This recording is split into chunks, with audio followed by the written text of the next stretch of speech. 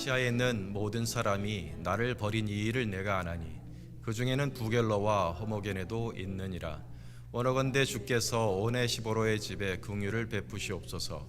그가 나를 자주 격려해주고 내가 사슬에 매인 것을 부끄러워하지 아니하고 로마에 있을 때 나를 부지런히 찾아와 만났음이라. 원하건대 주께서 그로 하여금 그날에 주의 긍휼을 입게 하여 주옵소서. 또 그가 에베소에서 많이 봉사한 것을 내가 잘 아느니라.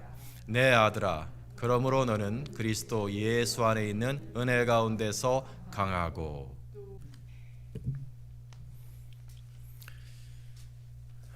지상 선교의 사명은 동일했지만 우리 하나님께서 각 사도에게 특별히 맡겨주신 큰 지역은 달랐습니다. 특별히 사도 바울에게 하나님께서 맡겨주신 땅은 아시아 땅이었습니다. 아시아. 이 아시아가 오늘날 우리가 알고 있는 우리가 한국이 위치하고 있는 그 아시아를 말하는 게 아니라 아시아라는 뜻은 동쪽 땅이라는 뜻입니다.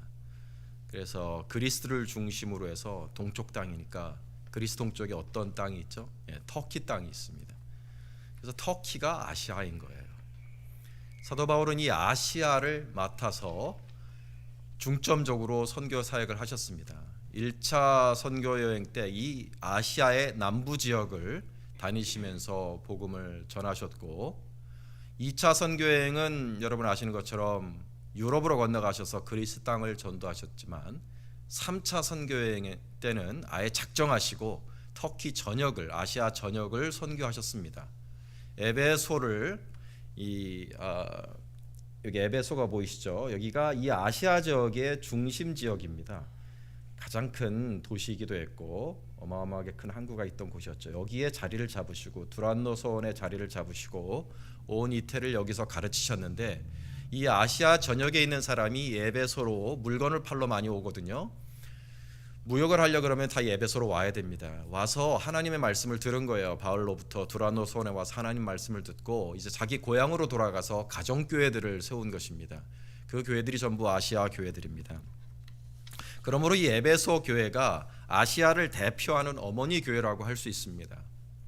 바울이 가장 많이 공을 들여서 세운 교회이고 얼마나 애착이 가는 교회였겠습니까? 그런데 이 에베소 교회가 사도 바울이 로마의 감옥에 갇히셨을 때, 1차로 갇히셨을 때 사도 바울에게 등을 돌립니다. 바울을 버리는 거죠. 그것이 오늘 우리가 읽은 1장 15절 말씀입니다. 아시아에 있는 모든 사람이 나를 버린 이 일을 내가 아나니 그 중에는 부겔로와 허모게네도 있느니라 하셨는데, 아시아에 있는 모든 사람이라고 하셨는데 사실은 이 말씀은 에베소 교회의 모든 사람이라고 이해해야 될 것입니다. 에베소 교회에 문제가 있었어요. 사실 바울은 이러한 문제가 생기기 몇 년 전에 이러한 일이 앞으로 일어날 것이라는 것을 아셨습니다. 하나님께로부터 예언을 받고 밀레도에서 이제 예루살렘으로 가시는 길에 밀레도 항에서 에베소 교회 장로들을 만나 이렇게 경고하신 적이 있습니다. 사도행전 20장 29절로 30절에 있는 말씀인데요. 이게 이제 에베소 교회 장로님들에게 하신 말씀이에요. 내가 떠난 후에, 내가 지금 에베소 교회에서 사역을 하고 예루살렘으로 가고 결국 로마로 갈 것이지만 내가 떠난 후에 흉악한 이리가 너희에게 들어와 양떼를 아끼지 아니할 것이며 심지어 너희 중에서 제자들을 이끌어 자기를 좇게 하려고 어그러진 말을 하게 할 사람이 일어날 것이다. 예언을 미리 하셨어요. 흉악한 이리 같은 사람, 어그러진 말을 하는 사람이 들어와 교회를 휘짓고 다니고 자기를 따르게 할 것이다. 이렇게 경고를 하셨는데 과연 이 경고의 말씀대로 그러한 사람들이 에베소 교회에 들어온 거예요. 흉악한 이리 같은 사람들이. 사도 바울이 로마 감옥에 갇혀 있을 때 들어왔습니다. 디모데전서를 보시면 교회 내에 복음이 아닌 다른 교훈을 가르치는 사람이 들어온 것을 볼 수 있습니다. 디모데전서를 보면 내가 마게도냐로 갈 때 너를 권하여 에베소에 머물라 한 것은 어떤 사람들을 명하여 다른 교훈을 가르치지 말게 하기 위함이다. 다른 교훈이라 그랬습니다. 예수 그리스도의 복음이 아닌 다른, 기독교인 것처럼 보이지만 실은 복음이 아닌 신화와 끝없는 족보에 몰두하는 사람들, 변론을 내는 그런 사람들이 있다고 말씀하셨습니다. 뒤에 보면 이들은 양심을 버렸고 그 믿음에 관하여는 파선하였느니라. 양심이 없는 사람입니다. 부끄러움을 모르는 사람들이었습니다. 심지어는 이름까지도 얘기를 하셨어요. 그 가운데 후메네오와 알렉산더가 있으니라고 하여 그 중심이 되는 사람을 지칭하셨습니다. 이 디모데 전서에만 이들에 관한 말씀이 있는 것이 아니라 디모데 후서에도 이들에 관한 말씀이 있습니다. 이들은 망령되고 헛된 말을 하는 사람인데 그 중에 후메네오와 빌레도가 있습니다. 아까는 후메네오와 알렉산더라 그랬는데 여기는 후메네오와 빌레도라고 한 걸 보면 중심 중의 중심은 후메네오라는 사람인 걸 알 수 있습니다. 이들은 부활이 이미 지나갔다고 가르치는 사람들, 사람들의 믿음을 무너뜨리는 사람들이었습니다. 바울은 밀레도에서 이러한 경고를 미리 주셨고 장로들에게 하나님 말씀만 붙잡으라고 권고를 하셨습니다. 그러므로 여러분이 일깨어 내가 3년이나 밤낮 쉬지 않고 눈물로 각 사람을 훈계하던 것을 기억하십시오. 지금 내가 여러분을 주와 및 그 은혜의 말씀에 부탁하노니 말씀이 여러분을 능히 든든히 지키시고 세우실 것입니다. 하나님 말씀만 붙잡으면 사람의 요설, 사람의 웅변과 그럴듯한 사람의 말이 아니라 하나님 말씀에만 집중하면 교회가 지켜질 것이고 여러분의 믿음이 든든히 설 것입니다. 사도 바울이 분명히 경고를 하셨어요. 그런데 이렇게 부탁하셨음에도 불구하고 에베소 교회가 말씀을 버립니다. 말씀을 붙잡지 않고 말 잘하는 말쟁이들의 말에 현혹이 되어서 그럴듯하니까 그걸 따라가는 거예요. 바울이 이러한 분위기를 알고 옥중에서 에베소서를 써서 보내셨고 후에는 디모데까지도 보내십니다. 제발 그러한 이단적인 요설에서 돌아서십시오. 하나님 말씀으로 돌아오십시오. 디모데까지 보내서 권고를 하였지만 돌아오질 않았습니다. 바울을 버리고 하나님의 말씀을 버리고 그 이단, 영지주의 이단을 온 교회가 따라가기 시작하였으니 그것이 바로 오늘 우리가 읽었던 말씀, 아시아에 있는 모든 사람이 나를 버린 이 일을 내가 아노니. 디모데가 가서 목회하셨음에도 불구하고 수많은 사람들이 돌아섰습니다. 특별히 여기서 바울께서 두 사람을 지목하시는데 부겔로와 허모게네도 있느니라. 아마 이들이 에베소 교회 장로님이었던 것 같습니다. 밀레도에서 사도 바울의 권고를 들으셨던 그 장로님, 사도 바울이 믿고 의지했던 아마 교회의 중직 중에 중직이었던 것 같습니다. 이 교회의 리더가 돌아서고 사람들을 이끌어서 영지주의를 좇자 하니까 온 교회가 따라간 거겠죠. 오네시보로만 바울을 기억하고 바울을 찾아주고 바울의 곁에 남았고요. 모든 교회 중직들은 바울을 떠났습니다. 이렇게 에베소 교회는 바울의 눈물의 호소와 디모데의 수고에도 불구하고 하나님의 말씀을 버리고 이단을 쫓아갔습니다. 우리가 살펴봐야 될 것은 이 와중에 디모데가 어떠한 느낌을 가지고 어떠한 마음으로 이때 이 에베소에 남아 있었을까 하는 것입니다. 이때 이 교회를 책임지고 있었던 것은 바울이 아니라 디모데였거든요. 디모데가 바울의 위임을 받아서 이렇게 갈라지고 이단을 쫓아가고 마귀에 미친 짓을 하는 이 교회 속에서 목회를 하고 있었으니 그 디모데의 마음이 어땠을까? 여러분 그걸 헤아려 보셔야 돼요. 오늘 우리가 그것이 이 설교 말씀의 주제입니다. 디모데를 한번 생각해 보세요. 얼마나 힘들었을까요? 모든 사람이 하나님 말씀을 버리고 바울을 버리고 이단을 쫓아가는 이 와중에 나름 붙들려고 애를 쓰는데 능력이 안 받쳐주는 거예요. 능력이. 7절에서 디모데후서 1장 7절에서 바울께서 하나님이 우리에게 주신 것은 두려워하는 마음이 아니요 라고 하는 말씀을 주신 것으로 보아서는 디모데가 두려웠던 것 같습니다. 이 와중에 몹시도 두려웠던 거예요. 무서웠던 거예요. 교회가 잘못될까 하는 두려움이고 내가 이것을 잡지 못할까 하는 두려움, 나도 죽을 수 있겠구나 하는 두려움, 여러 가지 두려움이 있겠죠. 그러한 두려움으로 인해서 위축되어 있는 상황인데 설상가상으로 디모데가 이런 상황 속에서 병까지 걸립니다. 5장 23절을 보시면 이제부터는 물만 마시지 말고 내 위장과 자주나는 병을 위하여 포도주를 조금씩 쓰라 그랬어요. 위장병과 다른 병들이 심하게 걸린 겁니다. 몸이 아프면 마음이 더 여러분 약해지죠. 여러분 디모데의 현재 마음이 이해가 되실까요? 사면 초가입니다. 멘토는 감옥에 갇혀서 사형을 기다리고 있고, 교회는 풍비박산이 나서 위태위태하고 몸은 아프고 괴롭고 자신감은 떨어지고 연약해져만 갑니다. 아마도 디모데가 그의 일생 중에 가장 힘든 시간을 보내고 있었을 것입니다. 그 디모데에게 바울께서 이렇게 권고하십니다. 내 아들아, 그러므로 너는 그리스도 예수 안에 있는 은혜 가운데서 강하라. 내 아들아, 내 아들아, 넘어지지 말고 쓰러지지 말고 그리스도 예수 안에 있는 은혜 가운데서 강해라. 내 아들아. 오늘 이 말씀이 저와 여러분에게 동일하게 해주시는 주님의 격려와 약속의 말씀이 될 수 있기를 축원합니다. 오늘 그리스도, 내 아들아, 그리스도 예수 안에 있는 은혜 속에서 강하라 라는 이 말씀을 헬라어로 보면 이렇게 되어 있습니다. En dunamu en te cariti ten Cristo 예수. 뭐 제가 틀리게 읽어도 뭐 그걸 뭐 파악하시는 분은 없습니다. 뭐 어떻게 읽어도 뭐 막 맞겠다 이렇게 생각하시겠죠. 오늘 이 말씀을 두 절로 나눌 수가 있어요. 이걸 두 개로 분해를 하면 이렇게 나눌 수가 있습니다. 하나는 카리티테엔 그리스도 예수, 그리스도 예수 안에는 은혜가 있다 라는 말과 엔두나무 엔테 카리티, 은혜 속에서 강하라 라는 두 가지 말로 나누어 볼 수 있습니다. 오늘 저는 여러분과 함께 이 두 가지 문구를 하나하나 살펴보려고 합니다. 먼저 그리스도 예수 안에는 은혜가 있습니다.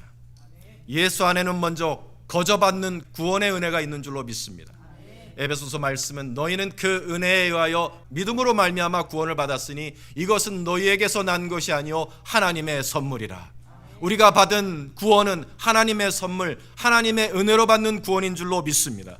그러나 감사한 것은 구원을 받을 때만 은혜가 있는 것이 아니라, 구원을 받을 때만 하나님이 우리에게 은혜를 주시는 것이 아니라, 구원받은 하나님의 자녀를 평생 따라다니면서 채워주시는 때를 따라 돕는 은혜가 있다는 것입니다. 히브리서 4장 16절 말씀은 그러므로 우리는 긍휼하심을 받고 때를 따라 돕는 은혜를 얻기 위하여 은혜의 보좌 앞에 담대히 나아갈 것이니라 하셨습니다. 때를 따라 돕는 은혜가 있다고 하셨어. 이것은 구원받는 은혜와는 다른 은혜인 것입니다. 때를 따라 돕는 은혜는 언제 주어지는 은혜라고요? 내가 능력이 부족할 때 주어지는 은혜입니다. 내가 능력이 부족할지라도 내가 주님께 나아가서 구하기만 하면 하나님은 나의 부족함을 채우시는 은혜를 베푸시겠다는 것입니다. 디모데후서 1장 말씀은 하나님이 우리에게 주신 것은 두려워하는 마음이 아니요 오직 능력과 사랑과 절제하는 마음이라고 하셨습니다. 하나님이 주신 것은 두려움이 아니라 능력입니다. 하나님이 주신 것은 두려움이 아니라 능력이라고 했습니다. 두려움은 하나님께로부터 나온 것이 아닙니다. 두려움은 나만 바라볼 때, 나를 바라볼 때 생기는 감정입니다. 그러나 우리가 하나님을 바라보면, 능력을 베푸시는 하나님, 능력을 은혜로 베푸시는 하나님을 바라보면 우리 마음속에는 담대함이 생기는 것입니다. 그 담대함은 언제 생기느냐? 나는 능력이 부족하지만 하나님은 내가 감당할 수 있도록 은혜를 주실 것이다.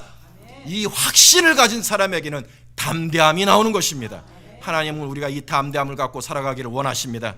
그래서 바울은 하나님은 내게 능력을 주시는 자라고 하셨습니다. 내게 능력 주시는 자 안에서 내가 모든 것을 할 수 있는 일 하셨습니다. 하나님을 뭐라고 불렀습니까? 내게 능력을 주시는 자라고 하였습니다. 하나님은 능력을 주시는 하나님이시니 능력을 은혜로 주신다는 것을 믿으시기 바랍니다.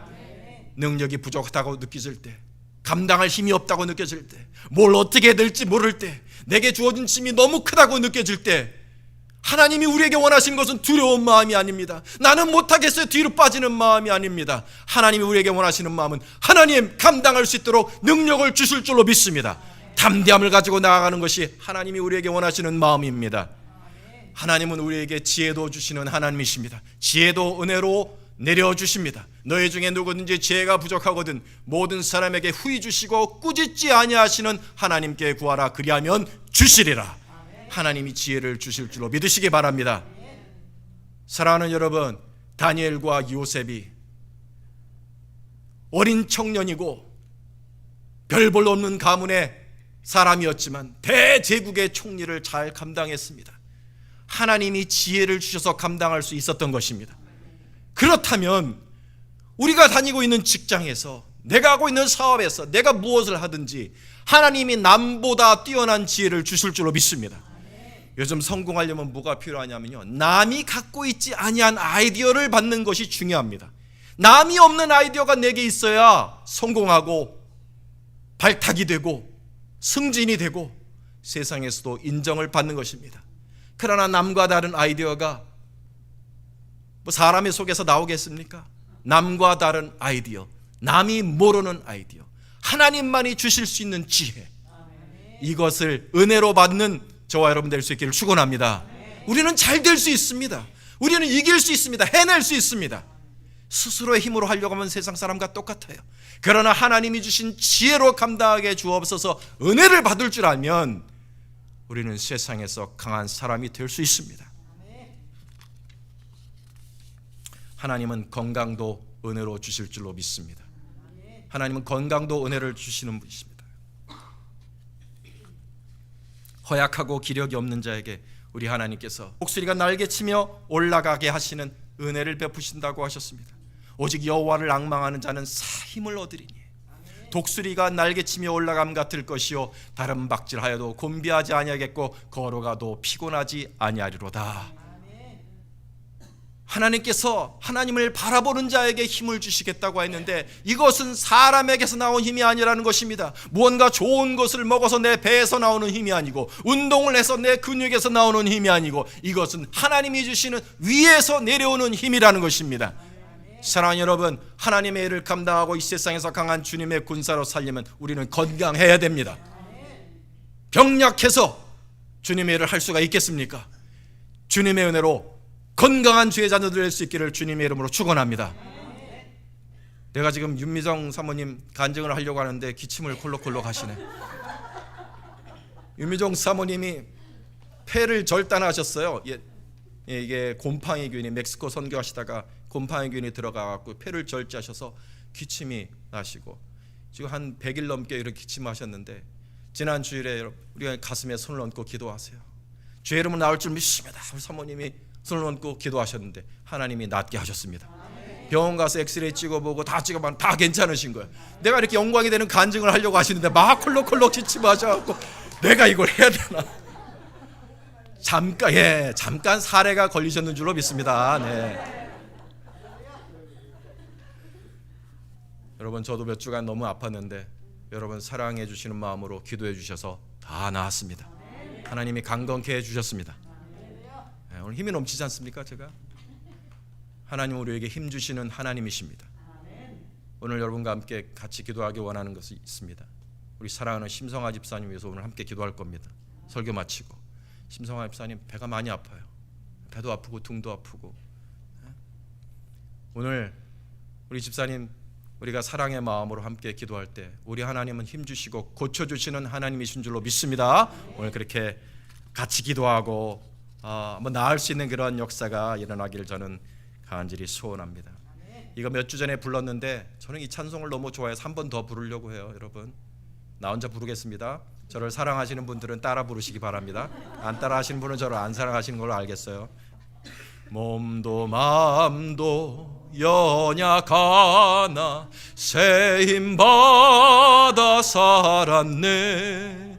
물 붓듯이 부으시는 주의 은혜 족하다. 아멘. 몸도 마음도 연약하나 새 힘 받아 사는 겁니다. 우리들은 물 붓듯이 부으시는 주님의 은혜가 우리에게 족합니다. 우리는 하나님의 은혜로 사는 거예요. 하나님의 은혜로 강하게 사는 거예요. 우리는. 사랑하는 여러분, 물질의 은혜도 구하시길 바랍니다. 하나님은 물질의 은혜도 주시는 분이십니다. 재물 얻을 등을 구하십시오. 바치고 드려야 주님의 일이 진행될 것 아닙니까? 거룩한 야망을 품으시고 하나님께서 복을 주시기를 감히 기도하시길 바랍니다. 우리는 삶의 모든 방면에서 하나님의 은혜를 받아 강하게 되는 것입니다. 예수 그리스도 안에는 구원의 은혜만 있는 것이 아니라 이처럼 나의 부족한 능력을 채우시는 때를 따라 돕는 은혜가 있음을 믿으시기 바랍니다. 두 번째로 우리 하나님은 그 은혜 속에서 강하라는 것입니다. 그 은혜 속에서 강하라. 너는 그 은혜 속에서 강하라. 하나님은 당신의 자녀들이 하나님의 은혜 받아서 승리하며 나아가기를 원하십니다. 하나님은 우리가 한계를 넘어서기를 원하십니다. 하나님은 우리가 사명을 이루고 주의 나라를 이루는 강하고 강한 군사가 되기를 원하십니다. 그럼 오늘 이 말씀의 비밀을 바로 깨달아야 되겠습니다. 오늘 이 말씀 속에는 비밀이 있습니다. 오늘 본문에 너는 은혜 가운데서 강하라, 이 말만 보면 능동태처럼 보이는데 실은 이것이 헬라어 원문을 보면 수동태예요. 놀랍게도. 무슨 소리냐? 엔두나무라는 말에 그 어근이, 여러분 잘 아시는 말이에요. 엔두나무라는 말의 어근이 dynamis라는 말 들어보셨죠? dynamis, 능력, 권능이라는 말입니다. 이제 다이나마이트가 이제 거기서 나온 것이죠. 다이나마이트의 다이나마, 이게 dynamis에서 나온 거예요. 권능과 능력이라는 뜻입니다. 그런데 이 엔두나무라는 단어가 스스로 강해진다는 뜻이 아니라 뭐냐면요, 수동태예요. 무슨 소리냐? 위로부터 주어지는 강함을 외부로부터 얻는 거예요. 외부의 힘으로 강해진다. Be strengthened. 외부의 힘으로 내가 강해진다는 뜻입니다. 사랑하는 여러분, 우리는 강하게 태어나지는 않았습니다. 그러나 상관없습니다. 우리가 위로부터 능력을 받으면 강한 자가 될 수 있습니다. 세상에 이런 말이 있습니다. 강한 자가 이기는 게 아니라 이기는 사람이 강한 거라고. 그렇습니다. 강한 사람이 따로 있는 게 아닙니다. 은혜로 능력을 받을 줄 알면 강한 사람이 되는 것입니다. 객관적으로 우리가 나 자신을 보면 어떻습니까? 마음도 약하고 몸도 약하고 결단력도 없고 지혜도 부족하고 능력도 부족한 사람입니다. 사실입니다. 그러나 비록 내가 약하지만, 세상에서는 내가 약하지만 예수 안에서 능력 받을 줄 알면, 위로부터 주시는 은혜를 입을 줄 알면 나는 강한 사람이 될 수 있습니다. 때를 따라 돕는 은혜를 받기 위하여 은혜의 보좌 앞으로 나아가서 무릎 꿇고 은혜를 받고 은혜를 받다 보면 나는 어느새 강한 사람이 되어 있습니다. 따라 하시길 바랍니다. 나도 은혜 받으면 강한 사람이다. 한 번만 더 합시다. 나도 은혜 받으면 강한 사람이다. 이거 왜 이래? 나도 강한 사람이야. 나도 은혜 받으면 강한 사람이야. 스스로 그렇게 생각하시기 바랍니다. 하나님의 뜻입니다. 하나님은 우리가 우리 자신을 약하게 보는 것을 좋아하지 않으십니다. 하나님은 당신의 자녀들을 강하게 낳으셨습니다. 육신으로는 강하게 태어나지는 않았지만 영적으로 우리는 하나님의 강한 자녀들입니다. 그 비밀은 어떻게? 은혜를 입으면 되는 것입니다. 엔테카리티, 은혜 안에 있으면 우리는 강한 하나님의 사람이 될 수 있습니다. 이 은혜의 비밀을 깨달아서 사랑하는 여러분, 주님의 강한 군사로 살아갈 수 있기를 축원합니다. 오늘 이 말씀을 들은 두려워하고 병들어 연약했던 디모데가 오늘 이 말씀을 듣고 여러분 어떻게 살았을까요? 성경에 기록이 되어 있지는 않지만 초대교회 전설을 담은 이야기를 보면 바울의 사후에 디모데가 이 바울의 편지를 끌어안고 그렇게 울었답니다. 바울의 편지를 끌어안고 그렇게 울었대. 이 말씀을 한 구절 한 구절 외우며 울고 사도 바울의 영적인 아버지 바울의 소원대로 디모데는 내가 강한 군사가 되리라, 강하여 다시 일어나라 결심하고 다시 일어나 사도 바울의 순교 위에 에베소 교회를 12년 동안 충성스럽게 잘 지킨 목사의 삶을 살다가 감옥에 갇히기도 몇 번 갇히셨고 결국에는 12년 후에 사도 바울께서 68년에 순교하시고 12년 후에 AD 80년 에베소에는 여러분 잘 아시는 아데미 여신의 축제가 있습니다. 세상에서 가장 큰 아데미 여신의 축제. 카니발 축제하면 브라질 리오, 미국에는 어디입니까? 뉴올리언스, 뭐라 그래요? 마리드그라스라고 합니까? 그러나 그와 비교할 수 없는 수백만의 사람들이 모여서 아데미 여신을 찬양하는 축제가 에베소에서 열리는데 그 축제 그 사람들의 행렬 중간에서 이것은 우상 숭배요, 아데미 여신은 우상이니 살아계신 하나님께로 돌아오시오, 회개하고 하나님께로 돌아오시오, 강하고 담대한 심령으로 그들 앞에 외쳤던 것입니다.